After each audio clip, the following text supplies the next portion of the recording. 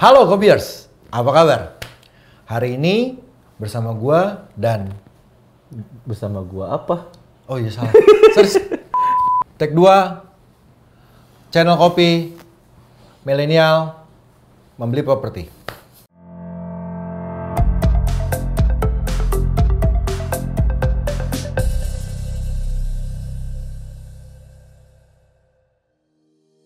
Halo Kopiers, apa kabar?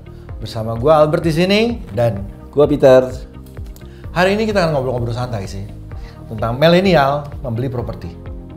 Bro Pit, menurut lo, ya, kalau untuk milenial itu udah pantas kah atau belum untuk membeli properti sih? Kalau dari kacamata lo nih. Iya. Kalau menurut gua sih milenial udah pantas lah beli properti, dan kalaupun zaman sekarang itu kita lihat kan banyak produk ya yang menawarkan khususnya untuk para milenial yang bisa membeli properti gitu dengan cara pembayaran pakai struktur pembayaran yang Itu mah, khusus. berarti dari developer sendiri itu ngasih kemudahan dong bicaranya. Iya, maksudnya kayak gitu deh. Oke. Sebelum itu gue mau nanya dulu nih sama lo. Sebenarnya milenial itu di kacamata lo, kita bisa sama nih persepsinya ya. Umurnya dari berapa sampai berapa sih? Ya, umurnya dari belasan tahun sampai 18 tahun sampai 35 lah. Oke. Mungkin kita ambil aja 20 sampai 35 ya. Mungkin itu disebutnya milenial ya untuk sekarang-karang ini ya. Oke, tapi sebelum itu, Kopiers, gue minta dong untuk subscribe, likes, and comment di bawah. Untuk kalian terserah mau ngasih komen yang membangun untuk kita atau tema-tema yang kita akan bawakan untuk kedepannya. Ya, saran dan kritik kita juga terima. Tapi yang membangun ya, ingat jangan lupa. Oke, kita balik lagi untuk ke tadi Bro Pit. Gimana Bro Pit? Kalau menurut lo saat ini haruskah sih gua, misalnya gue jadi milenial nih, ya, gue mau beli properti. Iya. Tapi sekarang milenial berapa sih pendapatannya? Kalau menurut lo berapa dulu deh?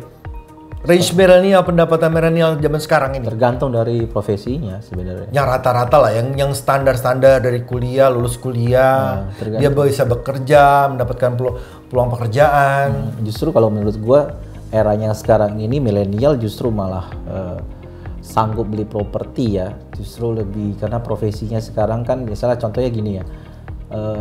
Milenial sekarang tuh kan punya kemampuan yang cukup banyak ya. Misalnya kalau dia punya kemampuan berjualan, misalnya berjualan online shop, gitu ya kan. Mereka bisa jual apa aja. Banyak kok yang gue lihat mereka masih muda tapi income-nya udah puluhan malah belasan juta gitu. Oke, karena mungkin di zaman-zamannya teknologinya udah berubah ya.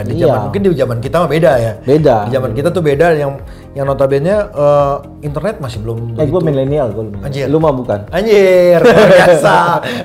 Lu kebutuhan gua dah. Ya, oke lah, gua terima lah ya. Iya. Oke, jadi maksudnya gini. Oke, kalau misalkan milenial ini, umur-umur milenial ini dia cuma lulus kuliah, terus ya kerja, ya. Menurut lu itu range-an mungkin gajinya, untuk gaji yang dia dapat itu udah mampu belum untuk membeli satu properti gitu?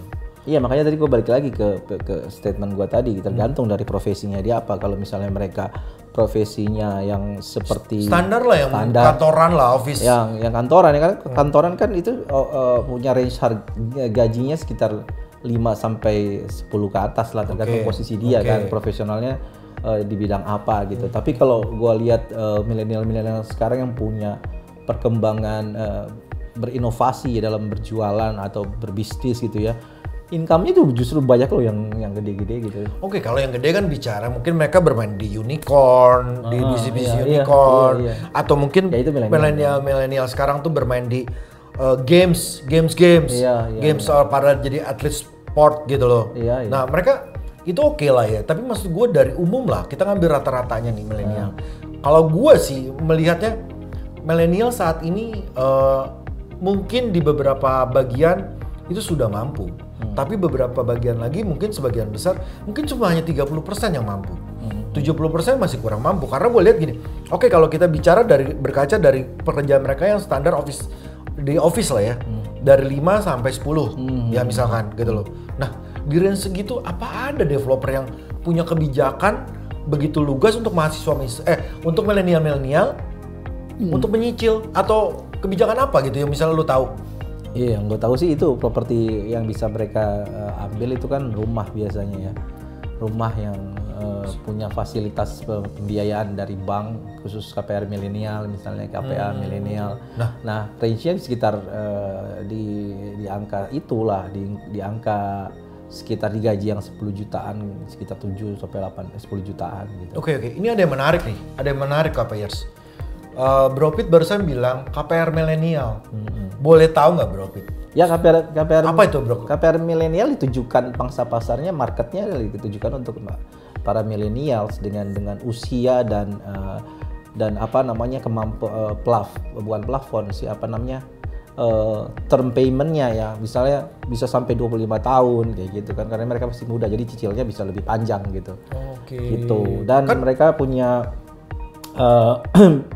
cicilan itu lebih ringan gitu loh. Jadi bunga cicilannya apa? Cicilannya lebih ringan? Cicilannya di set sedemikian rupa hingga apa namanya lebih ringan gitu. Jatuhnya lebih ringan untuk dia mencicil. Iya, karena ini misalnya rumah pertamanya dia, jadi DP-nya bisa 5% gitu. Gitu. Kan rata-rata 10% kan. Iya. Ke atas, malah kalau yang progresif makin dia punya rumah banyak, makin dia DP-nya harus gede karena ada kemungkinan dia lapse atau kemungkinan ada resiko dia lapse gitu, gagal bayar. Tadi kan gue bilang, ya lu tadi mengklaim diri gue udah tua nih. Kalau gue berpikir secara nomor berapa? Anjir. Nggak usah disebut juga kali. Iya. Nah enggak, kalau gue berpikir sekarang gini. Gue cara dari orang tua lah ya, bukan orang tua lah ya. Yang umurnya lebih kolonial. Bicaranya. Kolonial. Ya, gini, jadi kalau misalnya itu, gue akan lebih berpikir gini. Gue akan lebih berpikir, mendingan gue save dulu, gue tabung dulu. Gue bekerja keras, gue tabung. Baru setelah gue punya yang gue rasa cukup, gue akan baru gue akan membeli. Beli. Dan harga propertinya udah naik. Ya tapi itu kan penghasilan gue juga tentunya pasti akan naik dong. Nggak mungkin gue stay di situ. Itu masalahnya di Indonesia. Kenapa coba? Masalahnya di Indonesia itu propertinya naik, penghasilannya nggak naik. Enggak dong. Udah profesional zaman sekarang udah beda. Justru gini loh, yang gue lihat ya, gue lihat dari penghasilan pendapatan per kapita GDP-nya atau pendapatan per kapitanya di area misalnya.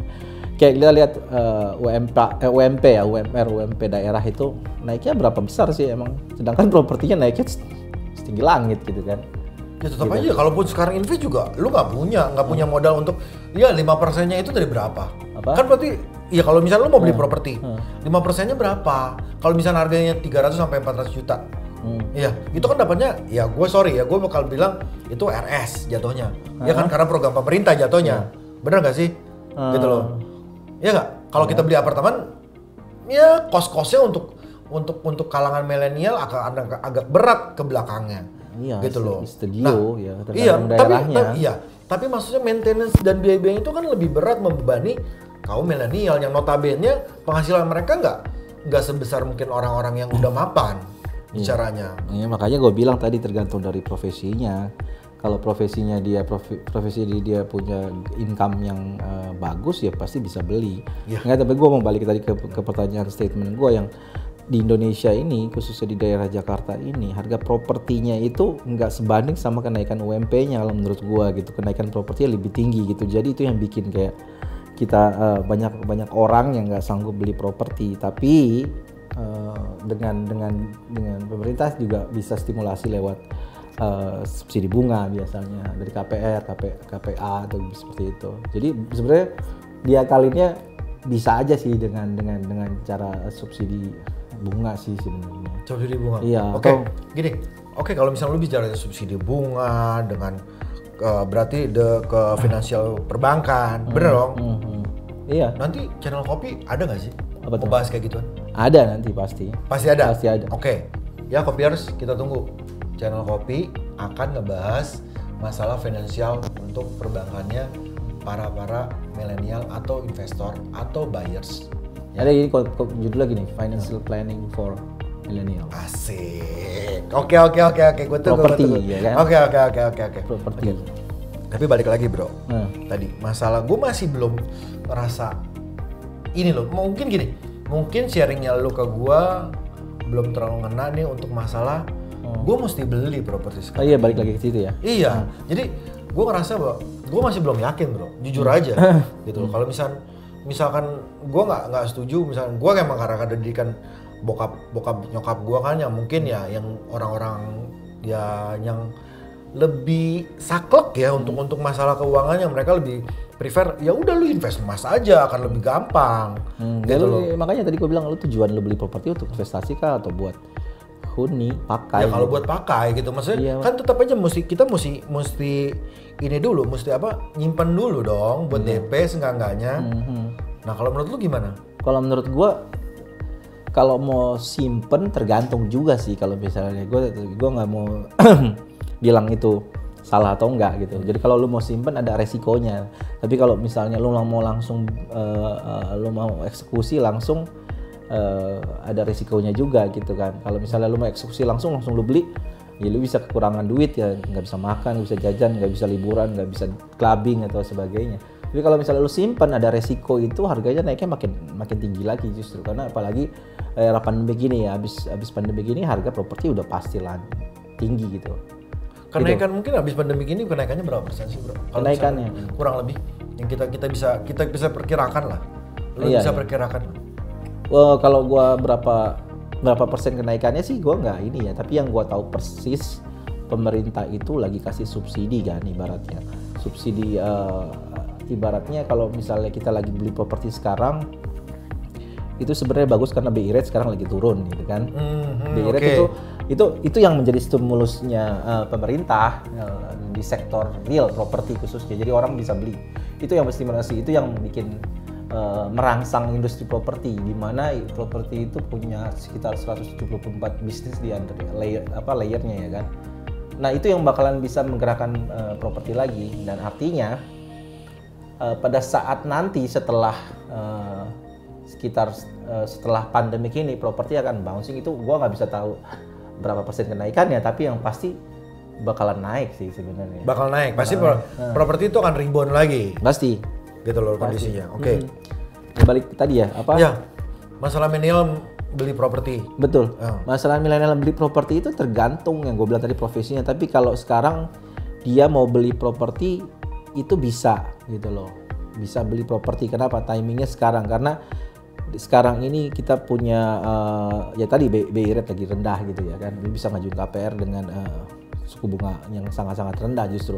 Nanti ada timing yang salah, karena begitu banyak yang beli kan artinya bergerak tuh properti. Nah, setahun 2 tahun lagi harganya udah tinggi, pasti bunga ditarik lagi suku bunganya misalnya gitu.